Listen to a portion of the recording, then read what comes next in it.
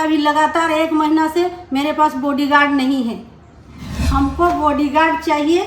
Bodyguard नहीं देंगे तो हम लोग 24 घंटा के अंदर हम लोग कोर्ट का दरवाजा ठकठकाएंगे। सभी को चिट्ठी लिखे, सबको फोन भी किए, एसपी साहब भी फोन करते हैं, नहीं उठाते हैं। देखिए आप लोग के सामने हम अभी फोन कर रहे हैं।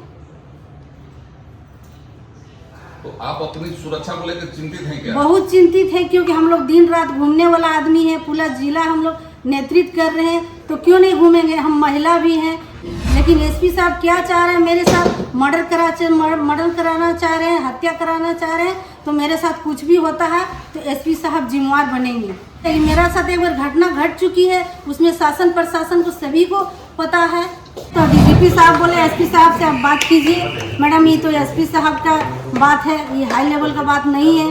तो एक जनप्रतिनिधि को गार्ड देना एसपी साहब का काम है, लेकिन एसपी साहब क्यों नहीं दे रहे हैं? वो एसपी साहब चाह रहे हैं कि चेयरमैन मैडम का हत्या हो जाए। अब मेरा हत्या होगा तो ऑल इन ऑल एसपी साहब जिम्मेवार बनेंगे। यहाँ जितने हैं जनप्रतिनिधि इसमें कोई नहीं है, ओनली फॉर सुनीता देवी है। हम उग्रवाद प्रभावित क्षेत्र से आती हूँ। गोमिया लुगु पहाड़ ललपनिया से मैं सटा हुआ मेरा घर है। मैं आती हूँ, उसके बाद में कुछ भी मेरा होता है जिसका जिम्मेवार एसपी साहब बनेंगे।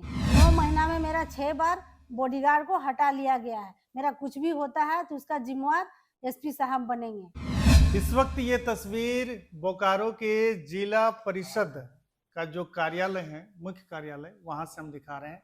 इस वक्त जिला परिषद के अध्यक्ष सुनीता देवी जी हैं। आज मैम हम थोड़ा लेट कर गए हैं, प्रेस कॉन्फ्रेंस क्यों किए हैं?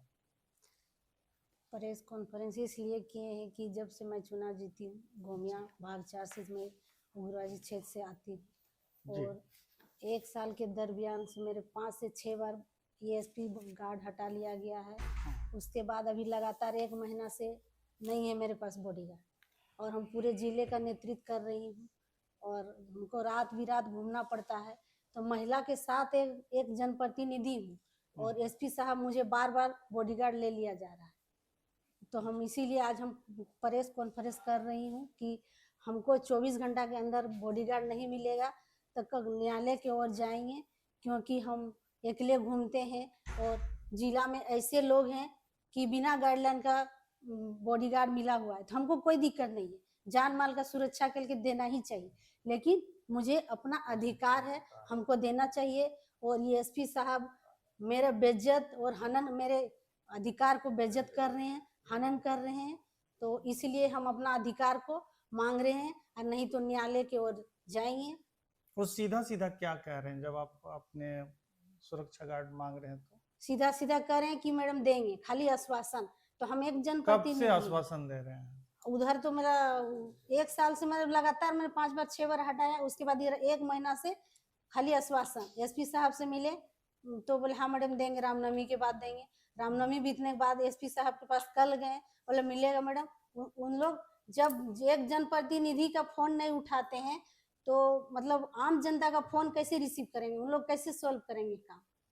यानी आप फोन भी करते हैं तो नहीं, फोन नहीं रिसीव करते हैं। और हम पूरे जिले घूमते हैं, तो बिना गार्ड का क्यों घूमेंगे? क्योंकि मेरा अधिकार है, हम अपना अधिकार को मांग रहे हैं। ऐसा कितनी बार हुआ है? जैसे कि आप रामनवमी के शुभ अवसर पर फोन किए होंगे, तो हो सकता है नहीं, रामनवमी हमको जब बोला गया तब हम फोन किए। बोला 1 सप्ताह बाद, तो हम जिस डेट में हमको बोला गया उसी डेट में हम फोन किए। हम फालतू आदमी नहीं कि उलूर जुलूर बिना मतलब हम उनको फोन करेंगे, नहीं करेंगे। उसके बाद हम हर जगह लेटर दिए हुए हैं। हम लेटर दिए, डीजीपी को दिए, आईजी को दिए, पुलिस लाइन में दिए, एसपी को दिए। ललपनिया थाना से मेरा रिपोर्ट भी आए हुए है कि मैडम को जान माल का खतरा है। पूर्व में मेरा जान माल का खतरा हो चुका है। शासन प्रशासन को सभी को जिम्मेवार है, सभी को जान रहे हैं।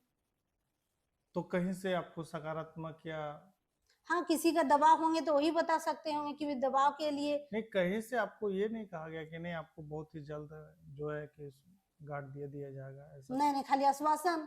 हम अपना अधिकार, हम जब 2 गो मांग रहे थे तो 1 गो तो देना चाहिए, और 1 गो भी देना चाहिए। जब रिलीवर में छुट्टी में जा रहा है तो हमको रिलीवर देना चाहिए। मेरा अधिकार है, अपना अधिकार के लिए तो हम कुछ भी करेंगे। और मेरा कुछ भी होगा तो एसपी साहब जिम्मेवार होंगे, क्योंकि हम पूरे जिले घूमते हैं। मेरा जान माल का खतरा होगा तो एसपी साहब जिम्मेवार बनेंगे। एसपी साहब को हम क्या फिलहाल अगर आपको सुरक्षा गार्ड अगर नहीं दिया जाता है तो आप आगे क्या करने वाले कोर्ट हैं? की ओर जाएंगे, कोर्ट की ओर जाएंगे, कोर्ट का दरवाजा ठकठकाएंगे। अपना अधिकार के तो हम लेंगे ही ना, अधिकार को थोड़ी छोड़ेंगे। एसपी साहब मेरा अधिकार को हनन कर रहे हैं, बेइज्जत कर रहे हैं।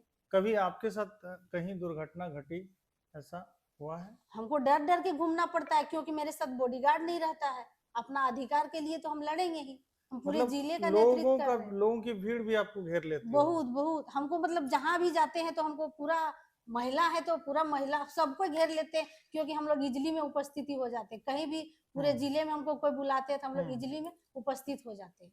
तो हम सबका काम करते हैं। महिला हो के मतलब भीड़ को बहुत भीड़ आता है, उसके बाद हमको लेटर भी आता है तो उसको हम संज्ञान में लेते हैं। तो इसलिए भी एसपी साहब को लगता है कि मैडम पूरा काम कर रही है। तो हमको जनता चुनी है काम के लिए, मेरा चेहरा देखने के लिए नहीं चुनी है।